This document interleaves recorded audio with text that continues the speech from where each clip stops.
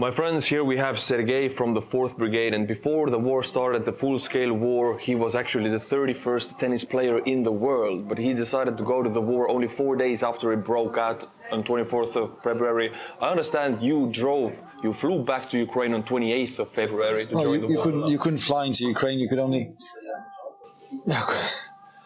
only drive into Ukraine because the airspace was closed, because Russians attacked all of the airstrips and military and civilian. So I was with my family on vacation in Dubai. We flew back to Budapest, and then I drove from Budapest via Slovakia. I picked up some gear from my friends, and then I drove to Kiev, basically. And you had to sign an application that you want to join, or were you already signed into a unit immediately? On the 12th of February, I signed a contract. Well, I signed an inquiry into the territorial defense of Kiev, of actually the district we're sitting in. But because you need a massive load of papers, you need medical checks, you need martial starters, you need your diplomas from the school, from the university. So I didn't have that all me, and I was short on time because I was leaving for a vacation with the family. So I said I'm going to finish off all the documentation after I come back. Well, unfortunately, or fortunately, after the war started, there was no need for all the extra papers, basically. So I came on the 21st in the morning to see the commander, the colonel of the unit which I signed in. They gave me, they assigned me to a different unit as a protection guard. And I was lucky enough because it was a super professional unit with elite soldiers. And they teach me a lot to the first. So I was with them for 3 months. And that gave me a perspective of at least kind of, being on the safer side, at least that the guys around me are not going to hit me. So, and right now I understand you're stationed in Bakhmut area? Well, yes. Part of our brigade is doing operations in Bakhmut area. And you're stationed there, but you run operations from the Bakhmut city itself? Yeah, we do. Okay, as we're shooting this video, it's 10th of February today. And if this video comes out, Bakhmut, the situation around Bakhmut might be very different, but as of now, how would you describe the Ukrainian situation in Bakhmut? Very, very, very bad, I would say. As of now, the line is basically a city fight already, but they've been there for months. The problem is that they're advancing and they're getting closer to the river. In some parts, they already crossed the Bakhmutka. Right now, when last we stationed and we worked inside the city of Bakhmut, we worked and the line was, by air, the closest hit line was 2 kilometers. Right now, from that point where we were, it's 700 meters. So 700 meters. Rifle shot, as you said. Yeah, it's a massive advance from them. They're enclosing Bakhmut around it, so the problem is logistics to get in. I'm not sure what are the plans of commanding, and I'm not going to question them or challenge them. Bakhmut is a big city. It's an important city. But I'm pretty sure that we're not going to be holding it by all means, because the lives of our soldiers are more important than any city.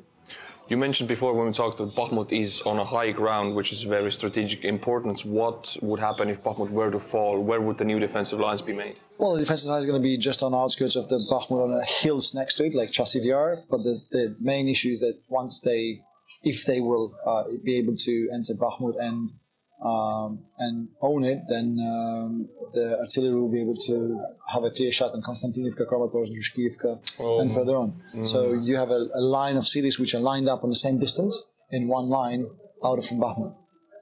And because they have a high ground, they have more accurate artillery hits? It's just going to be longer, so that's longer, the advantage is that if they will capture it, then it's going to be much harder for us to regain it. They have been charging Bakhmut for months. Is that the reason? Because it's higher ground. I mean, it has been going on there for 7 months, 8 months. It was. They used the Wagner troops predominantly. We've swapped some of them back in December. I was part of that swap. And now they're using regular army, paratroopers. Predominantly, they are well equipped. They have night vision. They're using predominantly night operations to move through the city streets. And unfortunately, they trained a bit better than our units. And they geared up better than our units. Well, what would you say is the main difference between defending against charging prisoners and defending against the special military units? They retreat, they change tactics, they take their wounded with them, and they don't charge at any cost. So the prisoners, they go at any cost. You know, they just go front like they're on some drugs. These guys, they maneuver, they know exactly what to do in the city urban. They're also motivated, but they're also well trained and they have the experience. So here we are talking about the force which is well prepared and most importantly well equipped. So if you have special military units against you, does that mean Ukraine also puts out their special forces? Have you seen any? We have in that region, but the thing is that we have so few and our line is so long. We're talking about 1,300 kilometers line. Yeah. Especially with a lot of messages coming off that the Belarus will join Russia and invade Ukraine from Belarus side again, but now with Belarusian troops, it makes it even longer and it makes it even harder for us to cope with it. So what would be the help the West can give you that you need most around Bakhmut? Is it tanks? Is it planes? Is it weapons? What is it? Well, basically it's everything. Most importantly, it's shells. Shells. Because we're really low on shells, mortar shells, any size of it, and HIMARS rounds, basically any high accuracy. The 777s, they're great, but we're also running low, or we are constantly on a low ammo on that. So not only the new weapon systems, but also the armory for it. Because predominantly, let's be honest, if we're getting 10 tanks, I mean, some of them get damaged, some of them get destroyed, some of them just break. So you cannot be using 10 tanks for a year. So it's normal that we need constant supplies on a constant basis. Because otherwise, we're going to be losing that edge. Okay, but let's talk about the losses. I know on the internet we all know the Russian losses number 120, close to KIA, but nobody really talks about the Ukrainian losses. Is it okay to public what you know about it? What you know about the losses? I cannot tell you publicly what are the losses. Okay. But we do have losses, and in our perspective, every loss of every soldier is one of the families losing the entire world. Whether, let's be real, if Russia lost 40,000 prisoners, they don't really give much them about it. Can I ask the same question about what would be the losses per day around the Bakhmut area for Ukrainians? I cannot comment on that. All right. But can you say, are the Russians losing more than the Ukrainians? Yes, KIA? the Russians are definitely losing more. Okay, that is as good as it gets as of now, I guess.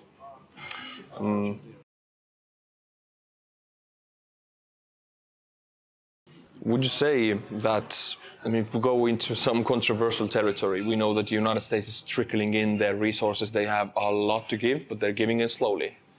Why do you think that is? Is it the fear of the nuclear weapons, or do they want to very slowly make Russia lose? I would say that America has been essential to help Ukraine to stand against Russia. Not only America, but also Great Britain and the Baltic countries and all of the European countries which are supporting Ukraine. Without that support, Ukraine will not fall, but it will be an urban fight in every city, and it will be more of a guerrilla warfare than a regular war. But of course, once they realized and they've seen that we can advance and we can push them off, and we will push them off eventually, then the speculation started of what's going to happen to Russia after the war is ended, or after Russia is losing the war, or after Ukraine is cleaning its territory. Of course, there's going to be a change of regime, or Putin is going to be sacked, or what he's going to do, if he uses nukes or not. So from my perspective, where I stand right now, some of the countries around the world are trying to play the long game and understand what's going to be the consequences, and trying to bleed out Russia slowly. And in the meantime of that doing, they are trying to find a way of either to remove Putin, to make a coup d'etat in Russia, whatever, but have a controlled version of end of this war, which is, in my eyes, is unreasonable, and it's not going to be able to implement. They will not going to be able to implement this scenario. But while they are doing it, we're losing a lot of Ukrainians, which are, essential to our country. So what would be your message to the Americans who have the greatest possibility to end this war quickly? What would be your message? Well, I mean, we're not asking them for their troops. We're just asking them for material, and we are willing to sacrifice our lives to defend our country. So basically just give us what we need, whether it's fighter jets, whether it's tanks, whether it's Abrams, whether it's Stingers, everything. and they have it, and they already signed the land lease. So I mean, I don't see this as a massive problem. It's just once it's going to come so slow, we're going to be losing the edge, and we're going to be losing a lot of Ukrainians, which could be spared. Yeah, the time to give this tech is right now, in any moment, right now, right? Leopards are coming, Abrams are coming, they're coming very slowly, the planes are yet not coming. You need the planes right now, right? We need everything right now. I mean, if we want to change the vector of this war, if we want to advance and we want to make it our victory closer, we need everything now, and we need it on a constant basis. We just don't need to give us 300 or 500 Abrahams and that's over. So we need them to be resupplied, we need it to be scheduled, and I'm just a soldier. I'm not looking into global politics and how it's done, but every human being on the ground, which is on the zero, I understand that munition runs out. You're shooting bullets. You don't keep them on yourself. Just so you shoot bullets, you shoot shells, you shoot everything. Yeah. And sometimes you get hit as well. So even the armor, bulletproof vests, everything is getting used. Yeah, this is what I've got some comments from people that we have sent so much, but maybe people doesn't understand that this. Everything they send is being used up all the time. I'll just tell you a simple story. Once I've went from territorial defense to civil life after 3 months because they offered me either I'm going to sign a contract until the end of the war with the territorial defense, or I have to surrender and give in my weapons and go back to normal life. As I have 3 kids, I cannot be drafted, so I can only volunteer. And a few months later, I volunteered into National Guard. But in this spare time, I did some volunteer stuff, and we delivered. I have a very good contact in Slovakia. They produce Kevlar plates, and we delivered a massive load of Kevlar plates to one of the brigades, which was stationed just on the outskirts of Kharkiv.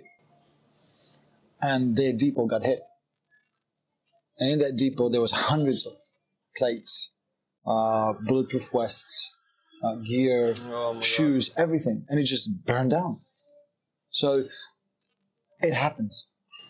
Yeah, and you need to keep them somewhere, and that somewhere might be destroyed. You never know, right? And no, they just didn't. It was the hub where everything came in, and there's the day it came in, it was hit. So even didn't have time to distribute it. So this thing, and because of Russia can hit any target in Ukraine anytime with a missile, a lot of these scenarios actually happened. It's so saddening to hear this. This aid is coming in and it might get destroyed. But we know Ukraine is fighting more and more according to NATO standards, and they're not having these huge ammunition stockpiles like Russia is, or they're fighting different doctrines. So doing more and more things to avoid these huge losses of ammunition, for example. Well, the thing is that we are more efficient, we're more accurate, especially, of course, the artillery shots are more,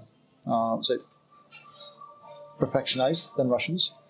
For me, the most important part of what we do is the TACMED, that Ukrainian soldiers get trained daily, or many even volunteer groups are training the tactical medicine, which means the combat medicine.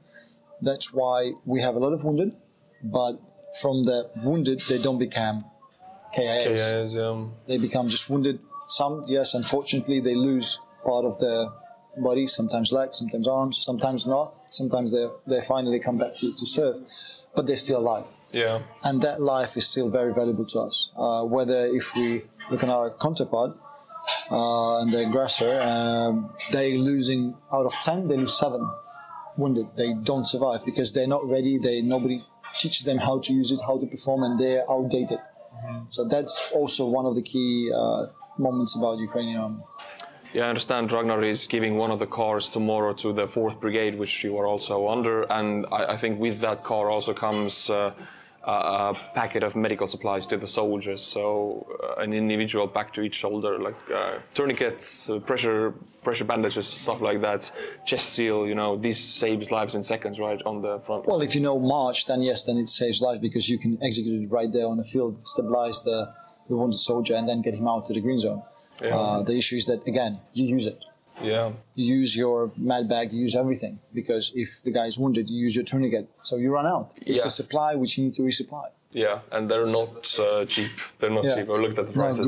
Good tourniquets are not cheap. And the specialty is good tourniquets, because you can buy a tourniquet with 1 cent from Alibaba. It's a bad tourniquet. It breaks and it doesn't save lives. Okay. But I don't have any more questions for you, and thank you for your time. Thank you for your great answers, and I really respect what you're doing. Thank you. Slava Ukraini. Героям слава.